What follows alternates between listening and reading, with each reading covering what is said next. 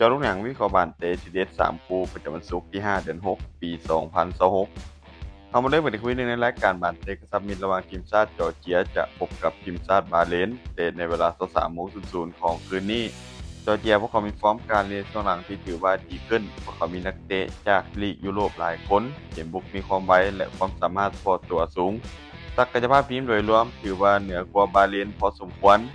ส่วนทีมชาติบาห์เรนพวกเขามีผลงานการเล่นในช่วงหลังที่ถือว่าบ่ค่อยดีโดยแพ้4ชนะ1ใน5เกมหลังสุดจุดเด่นของทีมคือการเล่นเกมรับที่มีระเบียบวินัยแต่เวลาพบกับทีมที่มีคุณภาพสูงมักจะเสียเปรียบในด้านการครองบอลเกมนี้ภาพรวมจอร์เจียพวกเขายังได้เปรียบในเรื่องคุณภาพนักเตะและสภาพแวดล้อมในการเล่นหากพวกเขาส่งสุดหลักลงสนามในเกมนี้พวกเขามีโอกาสค่อนข้างสูงที่จะครองเกมได้หลายขณะที่บาห์เรนน่าจะเน้นตั้งรับแล้วแต่ว่าการเล่นเกมสวนกลับเป็นหลัก การคาดการณ์สกอร์ที่น่าจะเกิดขึ้นทีมชาติจอร์เจียจะเอาชนะทีมชาติบาห์เรนไปด้วยสกอร์2-0มาตอนคุย2เตะในเวลา 23:30 ของคืนนี้การพบกันระหว่างทีมชาติสโลวาเกียจะพบกับทีมชาติมอนเตเนโกรสโลวาเกียพวกเขามีฟอร์มการเล่นช่วงหลังที่ถือว่าใช้ได้ด้วยการชนะ3แพ้2ใน5เกมหลังสุดเกมบุกของทีมถือว่ายิงประตูได้ค่อนข้างต่อเนื่องจากการเสถียรในการยิงประตูอยู่ที่2ประตูต่อเกม พวกเขาเป็นทีมที่ถือว่ามีจุดเด่นในการครองบอลและการเข้าทำที่เป็นระบบส่วนมอนเตเนโกรทีมใกล้เคียงกันแต่ผลงานนอกบ้านถือว่ายังบ่ค่อยสม่ำเสมอจุดเด่นคือการลิงเกมสวนกลับและลูกตั้งเตะเกมนี้ภาพรวมค่อนข้างสูสีแต่ยังคงให้สโลวาเกียดูดีกว่าเล็กน้อยและมีโอกาสจะเฉือนชนะไปได้ในเกมนี้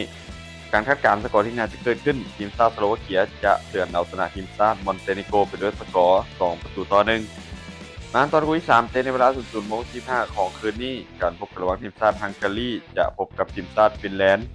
ทีมชาติฮังการีในช่วงหลายปีหลังพวกเขาถือว่าพัฒนาขึ้นในระดับยุโรปการเล่นในบ้านมักจะเล่นได้อย่างแข็งแกร่งมีเกมเพรสซิ่งและความดุดันของเกมบุก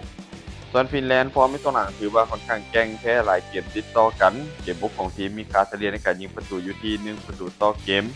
เกมเยือนของทีมยังถือว่าเป็นจุดอ่อนโดยเฉพาะเวลาพบกับทีมยุโรประดับที่ใกล้เคียงกันหรือเหนือกว่า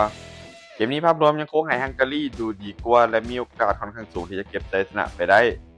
การคาดการณ์สกอร์ที่น่าจะเกิดขึ้นทีมชาติฮังการีจะเอาชนะทีมชาติฟินแลนด์ไปด้วยสกอร์2-0สุดท้ายนี้ถ้าทุกคนสนใจแนวทางที่ดีแบบนี้อย่าลืมกดไลค์กดแชร์ออกไปเพื่อเป็นแนวทางเพิ่มเติม